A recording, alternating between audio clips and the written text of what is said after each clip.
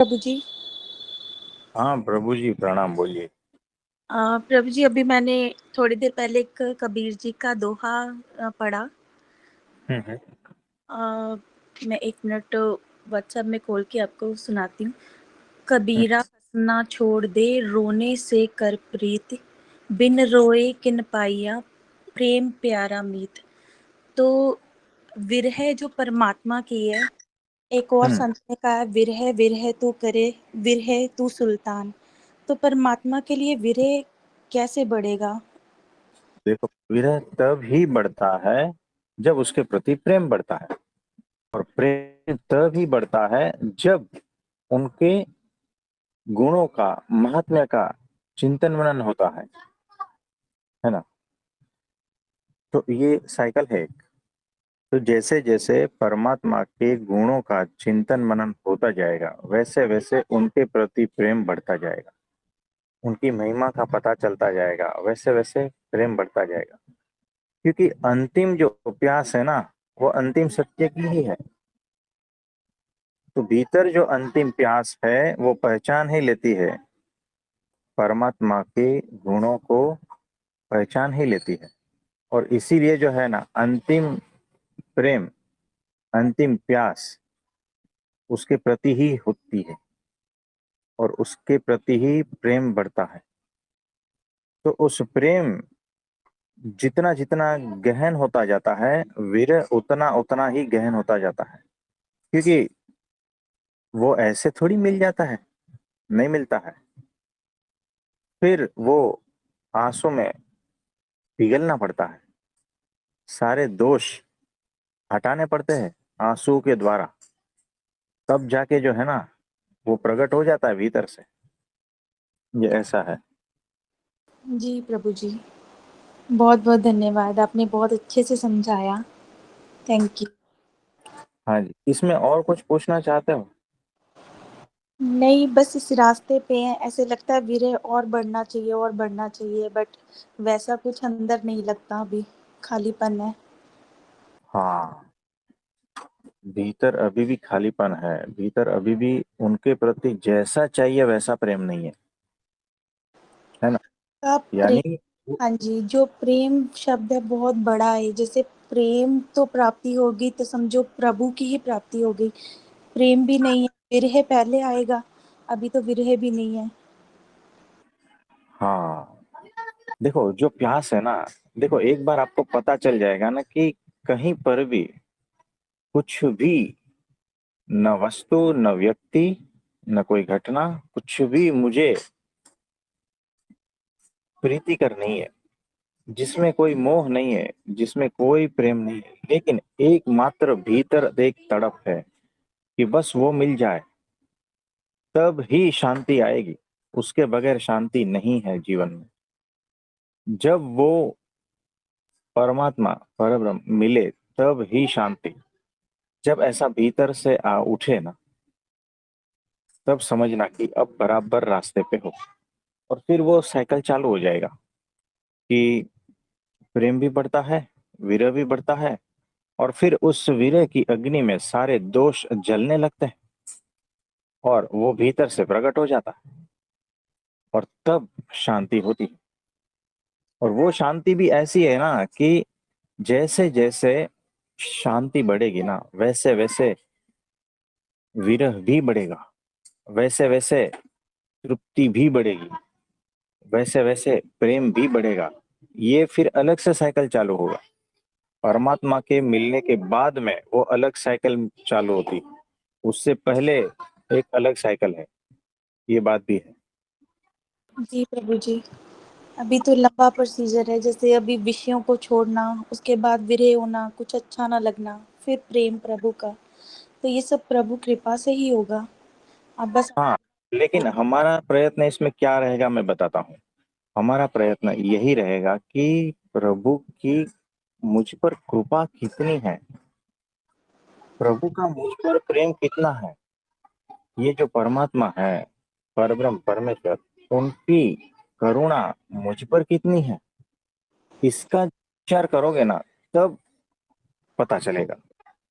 एक 10 साल का बच्चा अपने बाप से रूठ कर, है ना, मार्क्स अच्छे नहीं आए तो रूठ कर चला गया, प्लेटफॉर्म पे बैठा है और सोच रहा है, मेरा बाप तो ये, मेरा बाप तो वो, जब भी देखो मारता है, जब भी देखो चिड़ चिड़ करता है, डांटता रहता है, फटकारता रहता है, और कुछ चीजें भी ठीक से ला के नहीं देता, ये है वो है ना। कंप्लेनिंग मोड पे बैठा रहता है दिन भर। फिर जब शाम होने आई है ना, तब उसको पता चलता है कि ठीक है चलो कोई बात नहीं, लेकिन मेरा बाप जो है ना, पूरा दिन कमाता है, तकलीफ झेलता है और मुझे पढ़ाता है। मेरा बाप मजदूरी करता है, लेकिन मैं अच्छा पढ़ लिख कर कुछ बड़ा बन जाऊं, उसके लिए वो मेहनत करता है ना। और उसके बदले में थोड़ा डांट दिया तो मेरे भले के लिए ही तो डांटा है ना। तो अगर मेरा बाप ना होता तो आज मेरी हालत क्या होती? कपड़े कौन ला के देता, पुस्तकें कौन ला के देता, स्कूल की फीस कौन भरता, ये सारा कुछ फिर धीरे धीरे वो सोचने लगता है। यानी अब उसके बाप की महिमा का पता चलता है। उसके बाप ने उसके प्रति जो प्रेम दिखाया है उसका पता चलता है। उसके बाप की मदद उसको पता चलती है, उसकी करुणा का पता चलता है। ये सारा पता चलने के बाद में वो रोने लगता है प्लेटफॉर्म पर। रात होने आई है और वापस आ जाता है घर पे और अपने बाप को लिपट कर रोता है। आपको समझ में आ रहा जी प्रभु जी। है ना? जिस बाप को छोड़कर वो भाग गया था जी। गुस्से में, उसी बाप को आकर लिपट कर रोता है। क्यों? क्या ऐसा चीज हुआ? क्योंकि उस लड़का भी वही है, बाप भी वही है। जी उसको पता लग गया कि मेरे बाप ने जो किया है वो कोई और नहीं कर सकता मेरे लिए, और बहुत किए। है ना? यानी सिर्फ विचार मात्र से परिवर्तन हुआ क्या? नहीं, बताओ। जी बिल्कुल। तो विचार मात्र से परमात्मा के गुणों का चिंतन मनन करना है, उनकी अपने पर करुणा का चिंतन मनन करना है, मेरे प्रति उनका जो प्रेम है ना उसका चिंतन मनन करो। हाँ जी। तब जाके है ना भीतर से जो प्रेम है ना वो बहने लगेगा। जी। इस तरह से जब आप उनकी महिमा का चिंतन मनन करते हो ना, और फिर आप देखते हो ना कि अरे मिला क्या है मुझे, ये है ना, वो भीतर से सारे मलिन भाव निकलते जाएंगे और उनके प्रति प्रेम बढ़ता जाएगा। और जैसे जैसे प्रेम बढ़ेगा, विरह और तपता जाएगा, वो जो अग्नि है ना, और दोष और कम होते जाएंगे, एकदम निर्मल हो जाओगे उस बच्चे की तरह। फिर जैसे ही वो प्रकट होंगे लिपट जाओगे। जी। इस बात को, ये जब भी ऐसा रहेगा ना, इसको बार बार सुनना। हाँ जी प्रभु जी, मैं ज़रूर सुनूंगी। और पर ये जैसे आपने कहा उनके गुणों का, तो हर चीज़ देखते हुए तो उसकी याद आती है कि उसने कितना हम पर कृपा करी है। पर मैं सोचती हूँ कि ये दिन भी निकल गया, वो भी दिन निकल गया, मैं जी कैसे रही हूँ? अभी वो विरह क्यों नहीं आई? नहीं, वो क्यों नहीं आई है ना, ये सोच अभी भी पड़ी है। जी। इसको भी हटा दो, ये सोच को भी हटा दो, ये सिर्फ गुणों का चिंतन मनन करो, उनके प्रेम का, करुणा का चिंतन मनन करो। अपने आप प्रकट होगा, वो वीर अपने आप प्रकट होगा। हाँ जी। तो इसमें धैर्य रखना है और पूर्ण श्रद्धा रखना है ना, और जी। भक्ति को बढ़ाना है बस। ठीक है। ठीक है प्रभु जी, बहुत बहुत धन्यवाद। नमस्ते। प्रभु हाँ के जी। जो आप कहते हो ना कि प्रभु के गुणों का मनन चिंतन करो, तो एक बार उसको हल्का सा एक प्रैक्टिकल में आप अभ्यास करवा दो। देखो, की महिमा का विचार करते हैं।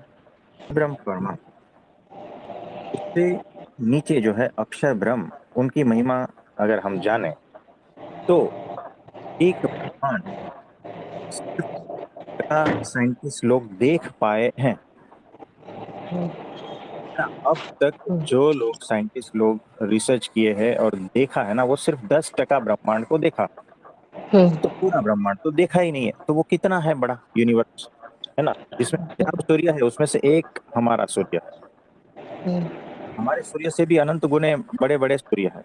अब इस चीज में एक ब्रह्मांड की बात हो रही है, वैसे अनंत ब्रह्मांड होंगे तो वो कैसा होगा, कितना बड़ा होगा। हाँ, बहुत बड़ा।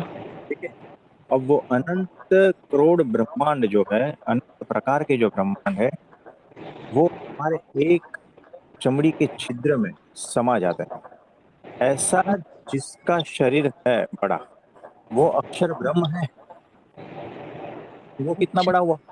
यानी उसके सामने हमारी पृथ्वी क्या और हम क्या, कोई औकात नहीं है। यानी वो ब्रह्म इतना है, और जिसके कण में हम्म, परमात्मा का निवास है, हम्म, वो परमात्मा कैसा होगा। और वो बहुत। जो परमात्मा है, कितना कृपालु है, कितना दयालु है। या जो आप सांस ले रहे हो ना, हम्म, उसी की देन है। आपके हम्म, भीतर ब्लड घूम रहा है, उसी की। हम्म, हम्म, हृदय को धड़काते नहीं हो, वो अपने हम्म, आप धड़का। हम्म, आप खाना खाते हो तो 350 जात के केमिकल लीवर से रिलीज होते हैं, की हम्म, फैक्ट्री है। अगर उतनी फैक्ट्री, उतने केमिकल्स को बनाने की फैक्ट्री लगानी पड़े ना, तो हम्म, हमारा एक स्टेट जो है, बड़ी फैक्ट्री लगानी पड़ती है। लेकिन लीवर एक छोटा सा चीज, उसमें सारा कुछ बना दिया है, देखो। तो हम्म, वो कैसा होगा जब इतनी रचना खूबसूरत की है उन्होंने, हम्म, इतने इंटेलिजेंट तरीके से, तो वो हम्म, कैसा होगा। इस बात का चिंतन करना कि मेरे सामने एक पेड़ है, उसके भीतर इतने सारी चीजें चल रही है, हरित द्रव्य से उसके पत्ते हरे दिख रहे हैं। हम्म, तो एक पेड़ को भी अगर मैं जान नहीं पाता हूँ, उतना हम्म, अद्भुत रचना की है, तो वो कैसा हो। तो उसका तो महिमा कितना अद्भुत है, और उसके सामने मैं कौन से खेत की मूली, हम्म, है ना, उसके सामने मेरा अहंकार कितना। हम्म, ये जो समुंदर है, हम्म, तो उसी की ही सीमा रेखा में, तो वो उसी की सीमा रेखा को तोड़ दे तो क्या हो। ये सारी पृथ्वी जो है अपनी धुरी पे चलती है, और वो अवकाश में भी इतनी स्पीड से चलती है, फिर भी हमें हम्म, पता ही नहीं चलता कि इतनी स्पीड से हम जा रहे हैं। तो उसकी रचना कैसी अद्भुत है। हम्म, तो याद रखना, उनकी हर रचना को देख, हम्म, तब उनकी हर रचना का महिमा का पता चलेगा। और तब फिर उसके बाद में विचार को वहां ले जाओ कि वो फिर कैसा होगा। हम्म, उसने इतना अद्भुत बनाया। एक छोटा सा जीव ले लो ना, जंतु ले लो, उसको निरीक्षण करो। एक छोटी सी चींटी को है ना, आप देखो, ऑब्जर्व करो। हम्म, हाँ, और एनिमल प्लेनेट आता है टीवी हम्म, में, और डिस्कवरी और ये सब, ये सारा देखो कुछ, हाँ उसको जी, पता मैं चल जाता देखती है हूँ कि यूट्यूब पे हाँ, शॉर्ट वीडियो आता है ना, जैसे एक चिड़िया कैसे अपना घोंसला बनाती है, हाँ, तो वो कैसे कैसे करती है, ये सारा नेचर से रिलेटेड। मतलब मैं देखती हूँ वैसे। पर जैसे कभी कभी छत पे बैठ जाते हैं, कबूतर वगैरह आते हैं, खाना खाते हैं, ये सारी चीजें बस देखने में ही बड़ा मजा आता है। सिर्फ मजा नहीं लेना है, अच्छा। पर होश पूर्वक सोचना है, चिंतन मनन करना है कि ये इतना अद्भुत रचना बनाई है तो वो कैसा होगा।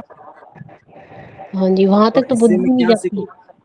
हाँ, इससे मैं क्या सीखूं, ये जो पेड़ पौधे पशु पंछी जो भी है, उसकी हम्म, रचना बनाकर मैं क्या सीखूं।